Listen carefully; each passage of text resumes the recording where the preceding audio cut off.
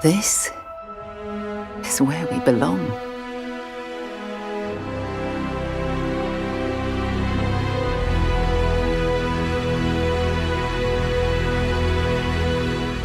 Hi guys, and welcome to another video with Xander Freemaker, and also welcome to Starfield. Now today we're going to continue with our Shattered Space theme, but before I dive in, I want to make a quick apology to one subscriber who wrote to me saying that he was going to unsubscribe because I said I wasn't going to make any more videos on Starfield. Of course, he misunderstood what I had said, but what I said was that I wasn't going to make any more content on Starfield, like talking about the aspects of the game, which of course is also untrue because I still ended up making, Shattered Space 2 or Shattered Part 3, and this is now Part 4.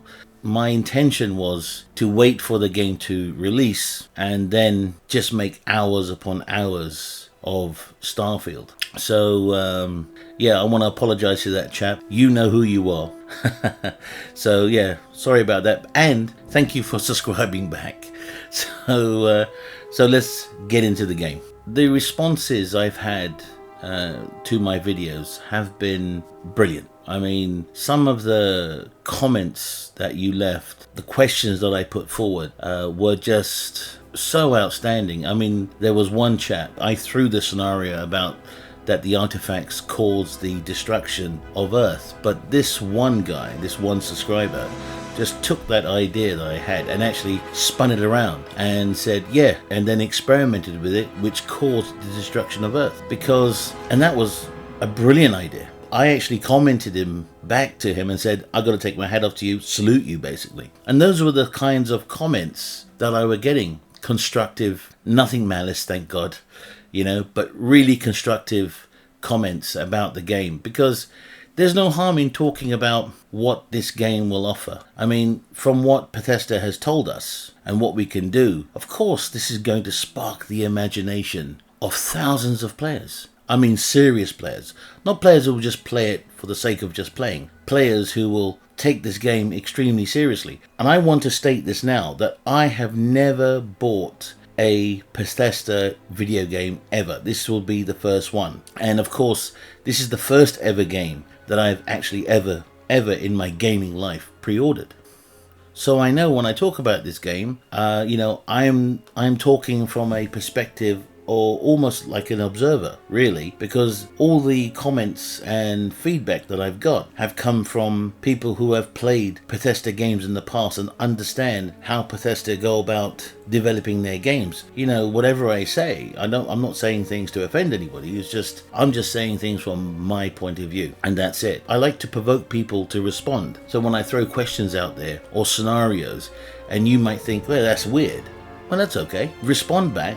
I'm kind of, you could say, creating a forum for us. And I think, when I made Shattered originally, the very first video, I thought that would be it. But then I went on to Shattered Part 2, Shattered Part 3, and now we're at Shattered Part 4. And the reason for that is because I am provoking the imagination and the thoughts of other players, and they're coming back with constructive criticism, not criticism, but their own point of view. And this is exactly what we want to do in for a game like this. I mean, this game is 25 years in the making, and all we've been talking about is this and that, and how these pieces came about, these artifacts, for example, and what the character will do. And yeah, okay, fine, I've made some rookie mistakes regarding character creation, but that's okay. That's a very small thing. And by the way, I still stand by my choice that a character in a game like this should start off as a 0 and then create it from there. That's just, again, my point of view. Of course, like everyone has said, you can either be a diplomat, you could be this, you can come from the army, you can do whatever. That's okay. I've got nothing wrong with that.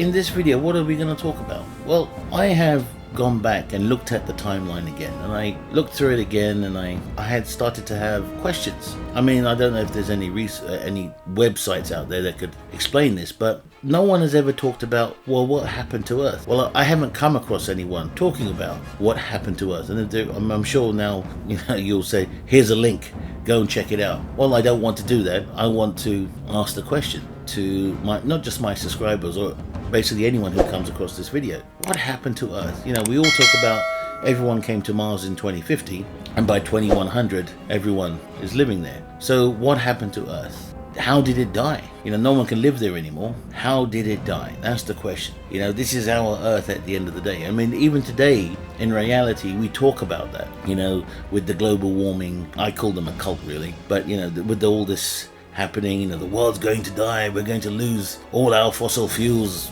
by tomorrow afternoon. Stuff like that. So the question is, that I ask, is how did the Earth die? Did it die because of the artifacts? Or was it just, man being silly? There is a famous guru from India, actually, who travels the world. You might have heard of him. His name is Sadhguru. And he said that if man continues to expand as we are doing, the Earth will die. But should mankind become extinct tomorrow, the Earth would prosper. Obviously, in this story, mankind has dealt a deadly blow to Earth, and it's in ruins. So what caused this? Well, my theory is because of the artifacts. That because of all the artifacts in the videos that I've shown so far, all the footage that is available, I believe the artifacts. And of course, one guy came up with a theory that yes, it could be, but it caused by mankind itself by obtaining these artifacts and then experimenting with them in some Area 51 location, kind of something like that. But if we fast forward a little up to when the UC wars started, could have UC, the United Colonies, some secret organization within them, also have knowledge of these artifacts, which of course led to them setting up a station within the Narayan system called the Clinic, which of course led to the war. And of course, even the NC war, what I am referring to is some secret agenda behind that. So will we end up going to the Narayan system, which I'm pretty sure we will? Will there be something out there in regards to, shall we say, the artifacts? I mean, this entire game is going to be based around the center of these artifacts. Yes, we can go out and explore, we can join other factions, or we can become double agents. This is all good. I mean, this is all part of the story. This is the journey that we're going to go through, just like life. But the ultimate goal, just like any goal, objective, and the main objective in this story, in Starfield, you can correct me if I'm wrong, is to do eventually with those artifacts. What they lead to is something else. But the journey and the questions that I am posing, is only to spark one's imagination. We've almost created our own forum here. I mean, I've only got about 175, subscribers, and of course I'm hoping you guys will help me push me to the 1,000. But I want all you Starfield, call yourself geeks, nerds, whatever you want to call yourselves, or even if you say to me, I am part of the Freestar Collective, I don't care. I'll accept you, because I want us to get together. I want us to talk about this. We can talk about how to explore, and we can talk about all these subjects and the factions, etc. But again, at the end of the day, we will have questions about how this story is going to take us through the ups and downs, of basically our life in space. So I just want to talk just a teeny weeny bit about the UC war, okay?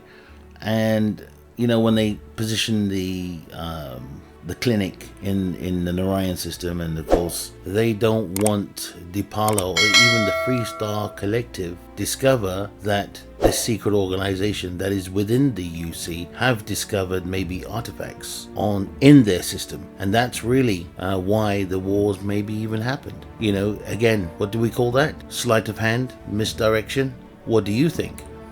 There's a lot of hoo-ha about it, and of course it ends up, everything kicks off basically. And what I'm thinking, maybe there was something in the Narayan system that this secret organization within the UC needed to get their hands on. So maybe in the story, you know, when we do explore, and the Ryan system definitely should be on the cards.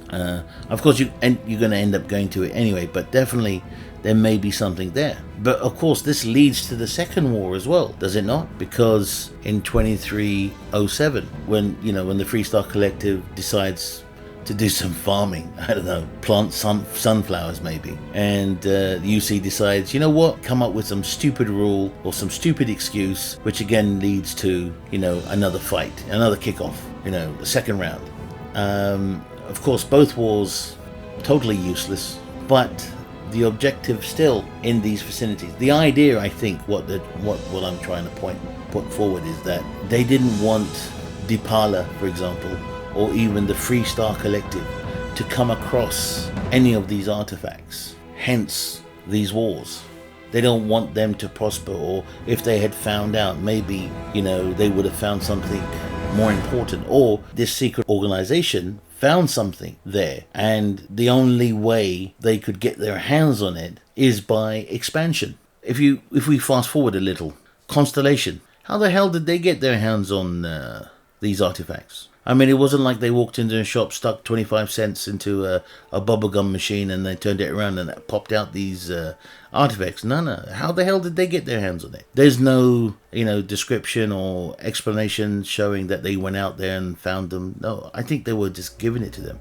Maybe this group within the UC, you know, one of the members maybe got a conscience. You know, remember Deep Throat from X-Files? You know, started dropping information to Mulder. Pretty much the same thing. Somehow this member grows a conscience, you know, and decides, you know what, I'm going to give these artifacts to Constellation and they will actually do good with them, rather than what this group is doing. That would again probably lead to the destruction, not just of a planet, but maybe the entire universe. So, but what does the Constellation do? They don't know nothing about it. They don't understand what these artifacts are. So what they do, they just lock them away in storage. And of course that group fizzles out, of course, which leads to present day 2330, which is where your adventure begins. I should say our adventure begins. Okay guys, I think I'm going to end the video here. I think I've asked enough questions, you know, given food for thought. It's going to probably drive a lot of you crazy, but hey, please respond. I look forward to reading your comments, what your thoughts are, and of course you can say whatever you want as long as it's cool. And if you like the video, please do like it. If you don't, that's okay. Don't forget to subscribe and help us reach 1,000 subscribers, and I'll see you next time. Ciao for now.